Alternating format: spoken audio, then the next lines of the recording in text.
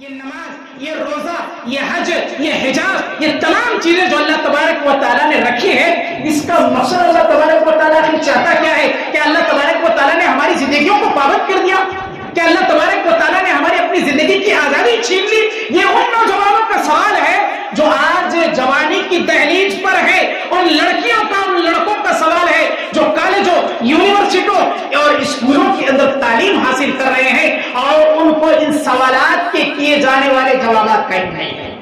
بسم اللہ الرحمن الرحیم۔ جو فتنہ ہے، یہ فتنہ عظیم فتنہ ہے اور اس کو سمجھنے کی ہمیں اور آپ کو بڑی ضرورت ہے۔ آج اگر اس کو نہ سمجھا جائے، آج اس کے اوپر اگر بات نہ کی جائے تو قریب وہ زمانہ ہمارے اور آپ کے لیے ہے کہ یہ ہمارے گھروں کے اندر داخل ہو جائے، ہمیں اپنے اسلام سے پھیر دے۔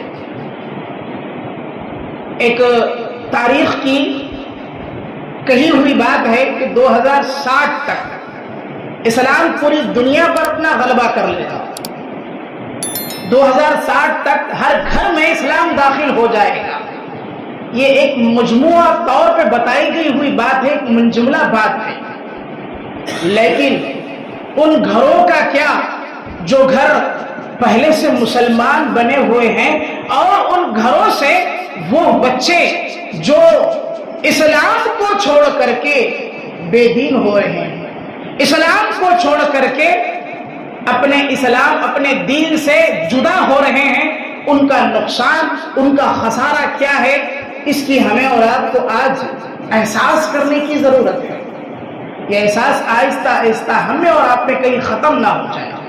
ہماری اور آپ کی کتنی کوششیں ہیں، اس کا انشاءاللہ آج بیان ہوگا۔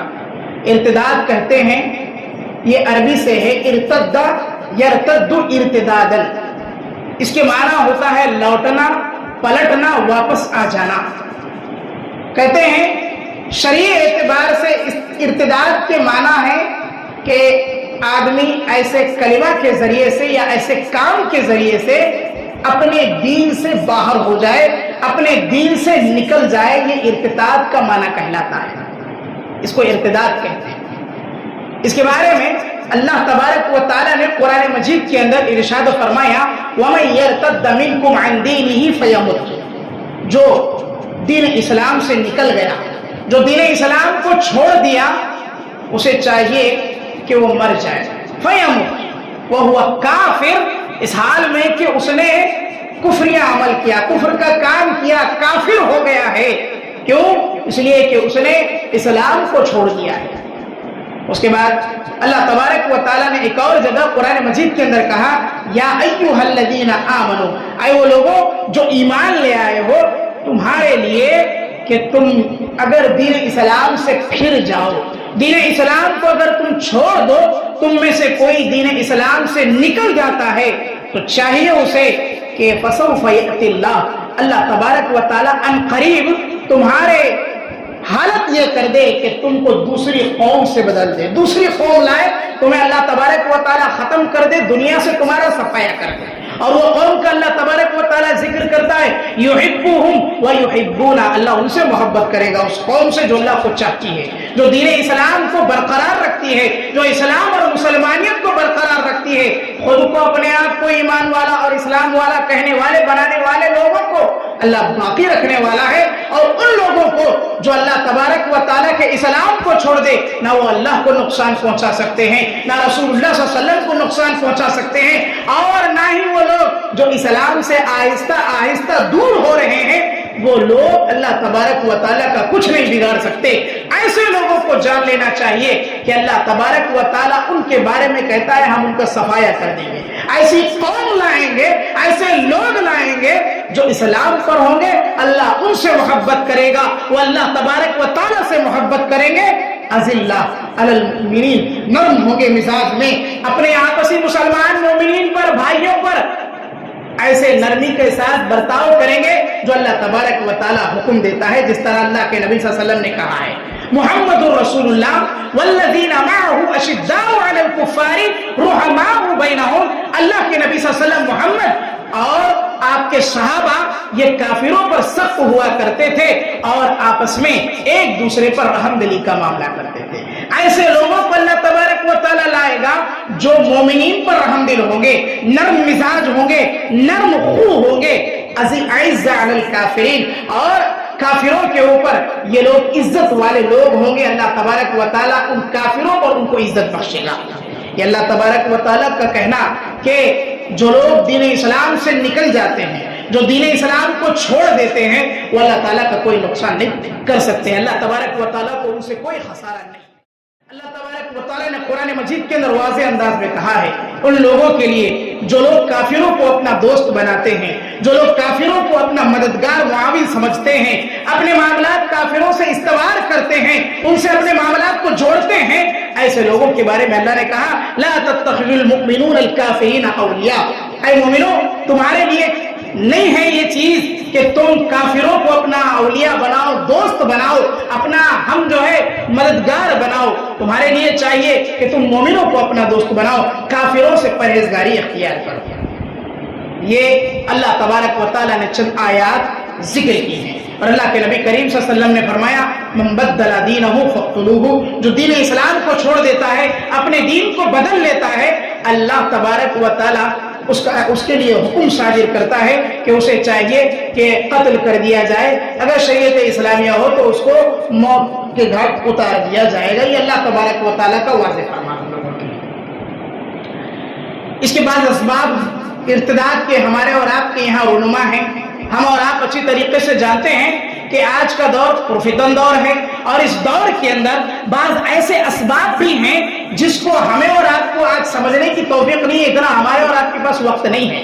وہ چیز کیا ہے؟ سب سے پہلی چیز یہ ہے کہ جن اسباب کی کمی کی وجہ سے, کوتاہی کی وجہ سے آج ہمارے اپنے بچے بے دین ہو رہے ہیں, اسلام سے نکل رہے ہیں, ان کو دین اسلام کی حقیقت کا علم نہیں ہے. کئی ایسے طلبہ جو میرے پاس پڑھتے ہیں سوال کرتے ہیں کہ اللہ تبارک و تعالیٰ نے یہ زمین و آسمان کو کیوں پیدا کیا, اللہ تبارک و تعالیٰ نے مسلمانوں کو کیوں پیدا کیا, اللہ تبارک و تعالیٰ کی صفت کیا, کیفیت کیا, اللہ تبارک و تعالیٰ نے اپنا اسٹیچو کیوں نہیں دیا, اللہ تبارک و تعالیٰ نے اپنی تصویر ہمیں کیوں نہ بتلائی, کہ اللہ تبارک و تعالیٰ کی آنکھ ہے, کہ اللہ تبارک و تعالیٰ کے ہاتھوں پیر ہے, کہ اللہ تبارک و تعالیٰ کا جسم ہے.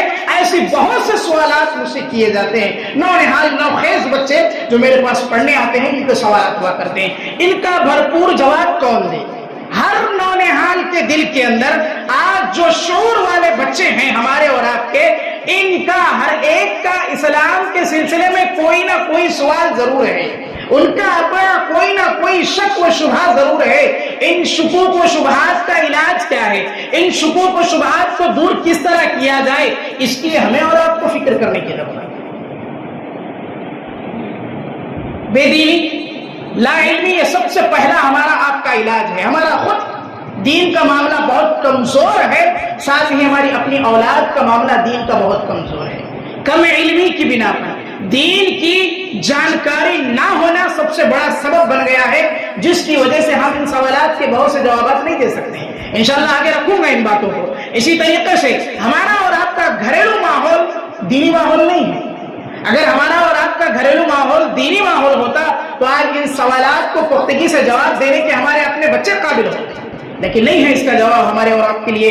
اور اسی طریقے سے یہ جو معاشرہ ہم اور آپ رہتے ہیں, ان معاشروں کے اندر بعض ایسے بھی معاشرے ہیں جو غیر مسلم ہیں اور ان کے رسم و رواج سے ہمارے اور آپ کے بچے آہستہ آہستہ ان کی طرف اپنے رسم و رواج کو بھی کر رہے ہیں. جس طریقے سے ہر موسم کے اندر ان کے اپنے رسم و رواج ہیں, ہمارے اپنے بچے ان کے ساتھ جڑے ہوئے ہیں, ان کے ساتھ مناتے ہیں. یہ ہمارے ارتداد کی پہلی سیڑھی ہے, یہ اسلام سے ہٹنے کی پہلی سیڑھی ہے, اور آہستہ آہستہ اپنے ان رسومات کو, اپنے اسلام کی ان حقیقتوں کو ہم چھوڑ کر کے اپنا رہے ہیں ان چیزوں کو جو غیر مسلموں کی ہے. اسی طریقے سے غیر مسلموں سے اپنی دوستی اور ان سے اپنے تعلقات کو استوار کرنا, یہ چیز بھی ارتداد کی پہلی سیڑھی میں سے ایک سیڑھی ہے. اسی طریقے سے یہ آج کل کے ٹی وی, موبائل, یہ جو ہمارے بچوں کے لیے ہیں, اس میں ان چیزوں کو, ان بت پرستی کو دیکھنا جو معبودان باطلہ ہیں, ان کو دیکھ کر کے, ان کی عبادتوں کو دیکھ کر کے ہمارے اپنے بچے متاثر ہوتے ہیں. یہ بعض چیزیں ایسی ہیں جو ارتداد کی پہلی سیڑھی ہے، یہ ہمارے اور آپ کے بچوں کو اس جانب لے جا رہی ہے جس جانب ہماری اور آپ کی فکر ختم ہو چکی ہے۔ ہم نہیں سمجھتے کہ ہمارے بچے جو آج سیکھ رہے ہیں، جو ہمارے بچے آج یہ کر رہے ہیں، یہ غلط ہے اور ان کو اس چیز سے روکا جائے کہ ایسا نہ ہو آگے چل کے یہی چیز ہمارے بچوں کے لیے نقصان دہ ہو اور انہیں اسلام سے، دین سے پھیر دے۔ اس کی ہماری اور آپ کو آج فکر ختم ہو گئی۔ حالانکہ ہونا یہ چاہیے کہ ان کا ارتداد جو ہو رہا ہے اس پر ہمیں سختی سے پابندی کرنے کی ضرورت ہے، اس کو روکنے کی ضرورت ہے اور حتی الامکان یہ کوشش کرنے کی ضرورت ہے کہ ان چیزوں سے ہمارے بچوں کو بہت دور رکھیں اور ان چیزوں کو اپنائیں جو دین اسلام کے کچھ شبہات ذکر کرتا چلو۔ پہلا شبہ، اسلام نے مردوں کو 4 شادیوں کی اجازت ہی کیوں دی ہے؟ یہ پہلا شبہ ہر ایک کے دل میں پیدا ہو رہا ہے۔ آج ہمارے معاشرے کا عصر حاضر کا پہلا نقطہ یہ کھڑا ہو گیا ہے کہ اللہ تبارک و تعالیٰ کی جانب سے مردوں کو 4 شادیوں کی اجازت کیوں دی گئی ہے؟ یہ پہلا فتنہ ہمارے یہاں کا ارتداد کا سب سے پہلا قدم۔ دوسرا، بوقت ضرورت اسلام نے عورت کے مار پیٹ کا بھی حکم دیا ہے۔ یہ کیسا اسلام ہے؟ یہ ارتداد کی دوسری سیڑھی ہے ہمارے اور آپ کی۔ یہ وہ نقطے ہیں، نکات ہیں جس کو بحکمت عملی اللہ اور اس کے رسول صلی اللہ علیہ وسلم نے ہمارے اور آپ کے لیے رکھے، لیکن ان چیزوں کو بنا پر، نہ سمجھنے کی بنا پر ہمیں اور آپ کو ارتداد کی طرف لے جانے والے لوگ جو بہت سے ایسے ہیں، ایسے نونہال لوگوں کو جو کمزور دل و دماغ رکھنے والے، کم سمجھنے والے، ان لوگوں کو اس جانب، ان چیزوں کی طرف، ان نکات کی طرف لے جا کر کے ارتداد کے دہانے پر کھڑا کر دیا جا رہا ہے اور ان کو اسلام سے، ان کو دین سے پھیر دیا جا رہا ہے۔ اسی طریقے سے غیر مسلم خواہ کتنا ہی اچھا کیوں نہ ہو، نیک کیوں نہ ہو، اگر ایک مسلمان ہے، گناہ گار ہے، تو اللہ تبارک و تعالیٰ نے اس کا ٹھکانہ جنت کیوں بنا دیا؟ یہ ارتداد کے وہ باریکیاں ہیں جو انسان کو اس بات پر سوچنے پر مجبور کرتی ہے کہ اللہ تبارک و تعالیٰ کا یہ کیسا قانون ہے۔ ایک غیر مسلم ہے، نیک کام کرتا ہے، اس کے باوجود وہ کلمہ گو نہیں ہے، اور دوسری طرف ایک مسلمان ہے، گنہگار ہے، باوجود اس کے کہ اللہ تبارک و تعالیٰ اسے جنت دے دے۔ یہ سمجھنے کی چیز ہے کہ یہ چیزیں ہمارے اپنے بچوں کے لیے نقصان دہ ہو رہی ہیں۔ یہ چیزیں جو ہے ہمارے اپنے بچوں کو سمجھنے کے لیے ایسی چیزوں کو سامنے لا کر انہیں دین اسلام سے بہت دور کیا جا رہا ہے۔ اس چیز کو سمجھانے والے ساتھ یہ دنیا کے اندر اتنی خونریزیاں ہو رہی ہے، اتنی لڑائیاں ہو رہی ہیں، اتنے جھگڑے ہو رہے ہیں، اور لاکھوں تعداد میں چھوٹے بچے، عورتیں اور بوڑھے مر رہے ہیں۔ اس کے باوجود بھی اللہ تبارک و تعالیٰ اپنی قدرت سے ان جنگ کو بند کیوں نہیں کرواتا ہے؟ اللہ تبارک و تعالیٰ ان چیزوں کو روکتا کیوں نہیں ہے جبکہ اللہ تعالیٰ ہر چیز پر قدرت رکھنے والا ہے؟ یہ وہ سوالات ہیں جو انسان کو اس کے دل و دماغ پر اثر کرنے والے ہیں، جو اپنے ایمان میں کمزور ہے، جو اپنے اسلام کو پختگی سے نہیں جانتا ہے۔ ایسے لوگوں کے لیے یہ چیزیں وہ ہیں جو ان کو ارتداد کی طرف لے۔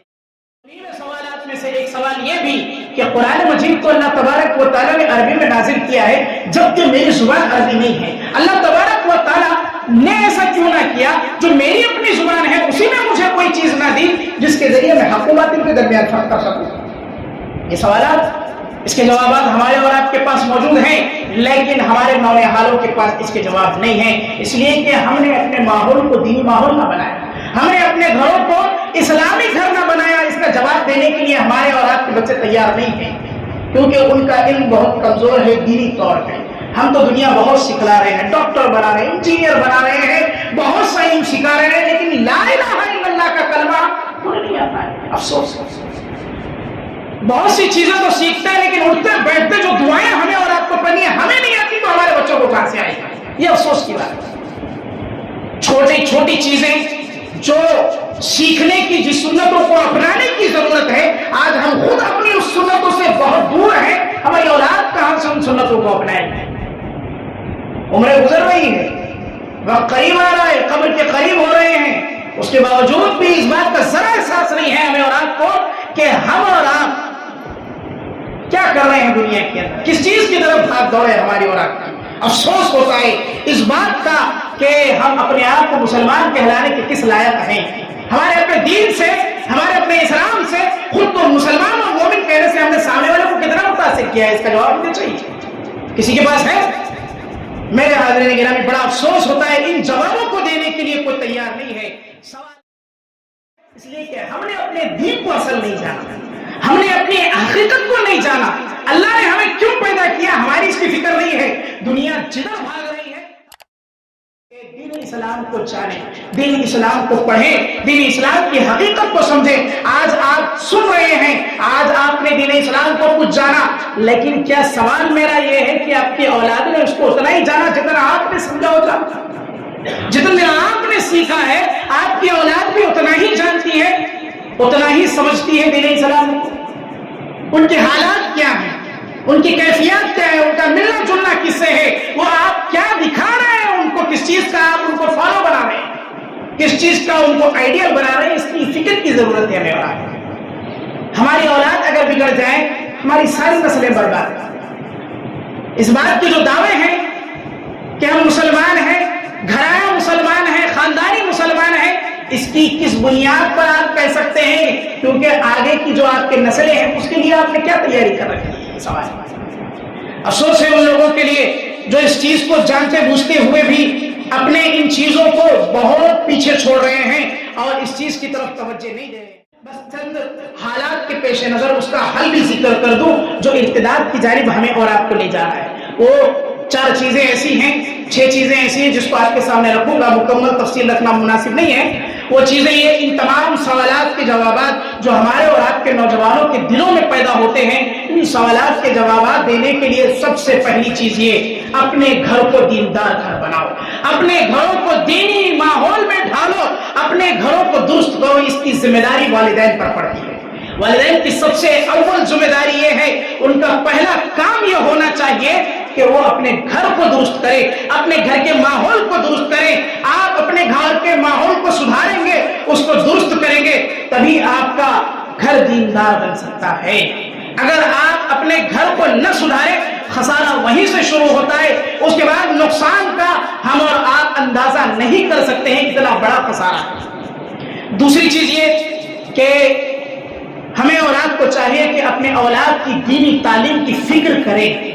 دینی تعلیم سے ان کو جوڑنے کے لیے, دینی تعلیم کے لیے ان کو ایسی چیزوں کی جانب رغبت دلائیں جو اسلام سے اور دین سے منسلک ہیں. اگر ان چیزوں کی طرف رغبت نہ دلائی جائے تو یہ لوگ بھی وہی لو میں بہ کر کے برباد جو ہے بیکار ہو جائیں گے اور آنے والے حالات کو سدھار نہیں سکتے ہمارا. کیونکہ دینی ماحول کا اور دینی علم کا نہ ہونا یہ ہمارے اپنے دین کو چھوڑنے کی سب سے پہلی دلیل بنتی ہے.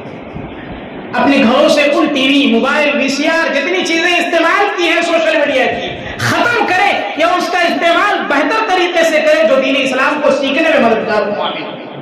تبھی ہمیں اور آپ کو صحیح ڈھنگ سے اپنے دین اسلام کو بچانے کا ایک نسخہ مل سکتا ہے, ورنہ نقصان بہت بڑا ہے, خسارہ بہت بڑا ہے اس کا.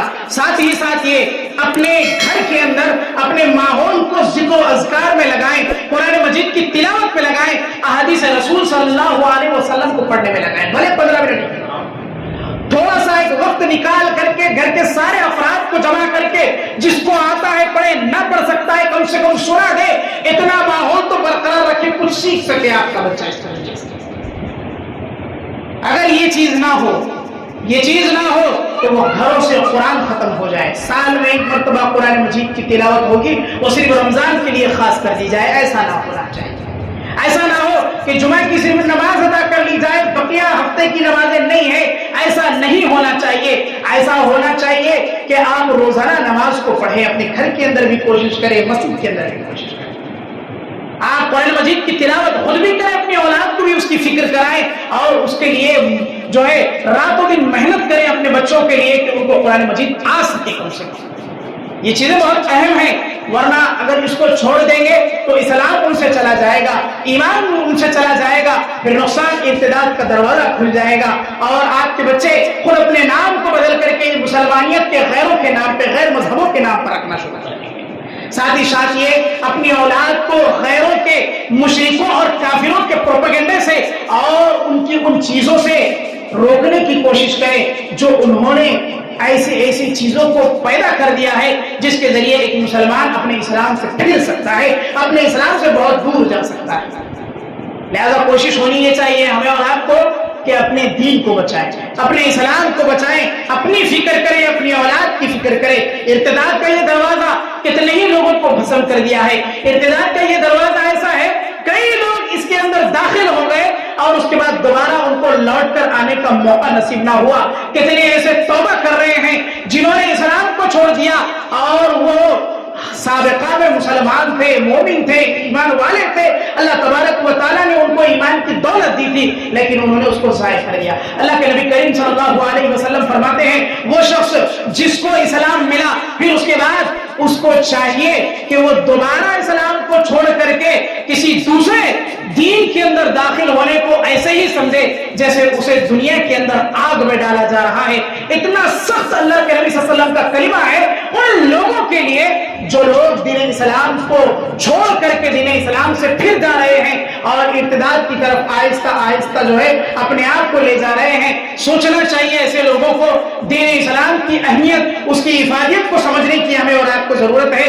دین اسلام کے ان چیزوں کو ہمیں سمجھنے کی ضرورت ہے جو اللہ تبارک و تعالیٰ نے بطور حکمت کے رکھی ہے، اور اللہ تبارک و تعالیٰ نے دین اسلام جیسی نعمت ہمیں اور آپ کو جو عطا کی ہے اس نعمت کو، اس قدر کو ہمیں جاننے کی ضرورت ہے، ورنہ یہ کہ ہم غیروں کو دیکھا دیکھی کرتے ہوئے، غیروں کے رسم و رواج کو اپنا کر، غیروں کے طریقوں کو اپنا کر اپنے آپ کو برباد نہ کر لیں۔ ایسا آج کا جو معاشرہ ہمارا اور آپ کا دیکھنے میں آ رہا ہے وہ سب سے زیادہ یہ ارتداد کی طرف بڑھتا قدم ہے۔ یہ وہ فتنہ ہے جو ہمارے اور آپ کے گھروں میں داخل ہو چکا ہے، یہ ہمارے اور آپ کے دین میں داخل ہو چکا ہے، یہ ہمارے اور آپ کے دلوں میں آ چکا ہے۔ اس سے اپنے آپ کو بچائیں۔ ان تعلقات کو دیکھیں جو تعلقات غیر مسلموں سے جڑے ہوئے ہیں، جو ان کے دین سے ربط کر جو ہے رکھنے والے ہیں، جو ان کے دین سے تعلق رکھنے والے ہیں، ان تمام رسم و رواج کو، ان تمام جو ہے چیزوں کو روک لے اور اپنی اولاد کو اس سے بچانے کی کوشش کرے، ورنہ نقصان بہت بڑا ہے، اس کا بہت بڑا خسارہ ہے۔ اس کے لیے ضروری ہے ان علماء سے جو علماء اکرام عقیدے کے سلسلے میں ہو یا وہ سلسلے میں جو دین کی معرفت رکھنے والے ہیں ان سے جڑے رہیں، اور ان علماء کرام کا اپنے ساتھ ربط بڑھائے رکھے۔ کہیں ایسا نہ ہو کہ آپ کے دین کو ختم ہو جانے کے بعد آپ کو اس کا پتہ چلے، کہیں ایسا نہ ہو کہ آپ اپنے اسلام سے پھر جانے کے بعد آپ کو اس کا علم ہو کہ آپ اسلام میں باقی نہیں ہیں، کیونکہ صرف زبان سے جو شخص کلمہ ادا کر کے مسلمان ہو سکتا ہے، زبان سے ایک ایسی بات کہہ دے جو اللہ تبارک و تعالیٰ کے خلاف ہو تو انسان کو ارتداد کر لے کر چلا جاتا ہے۔ وہ فعل جس سے اللہ تبارک و تعالیٰ کا اجر و ثواب حاصل کیا جا سکتا ہے، وہ کام جو اللہ تبارک و تعالیٰ کی غرض سے کیا جا سکتا ہے، یہ کام کرنے کی وجہ سے اللہ جو ثواب دیتا ہے اسی ایسے کام سے جس کو اللہ پسند نہیں کرتا ہے، اس کام سے جس کو اللہ تبارک و تعالیٰ ناراضگی ظاہر کرتا ہے، کر کے بندہ اسلام سے اور مسلمانیت سے بہت دور چلا جائے۔ ہمیں اور آپ کو فکر کرنے کی ضرورت ہے اس بات کی کہ اپنے آپ کو ارتداد سے بچاؤ، اپنے اہل و عیال کو، اپنے گھر کو ارتداد سے بچاؤ، اپنے اسلام کو بچاؤ۔ یوں تو ہم داخلی ویسے بھی جو ہے اپنے بہت سی چیزوں سے مقابلہ کر ہی رہے ہیں، لیکن اس بڑے فتنے سے، اس بڑے جو ہے عظیم فتنے سے اپنے آپ کو بچا نہیں رہے ہیں اور اس کی فکر نہیں کر رہے ہیں، جبکہ اس کی فکر کی بڑی ضرورت ہے۔ اللہ تبارک و تعالیٰ سے دعا کرتا ہوں اللہ تبارک و تعالیٰ مجھے اور آپ کو کہنے اور سننے سے زیادہ عمل کرنے کی توفیق عطا کرے، اور اللہ تبارک و تعالیٰ ہم تمام کو اپنے اسلام پر قائم و دائم رکھ، ہمارے استقامت کو باقی رکھ، مرتے دم تک اللہ تبارک و تعالیٰ آپ کا کلمہ ہمارے زبان پر جاری رہے، اور اللہ تبارک و تعالیٰ ہمارا خاتمہ کرے، خاتمہ بالخیر کرے۔ وہ لوگ جو ارتداد کے دروازے پر جا چکے ہیں اللہ تبارک و تعالیٰ دوبارہ انہیں ہدایت کی دولت نصیب کر، اور اللہ تبارک و تعالیٰ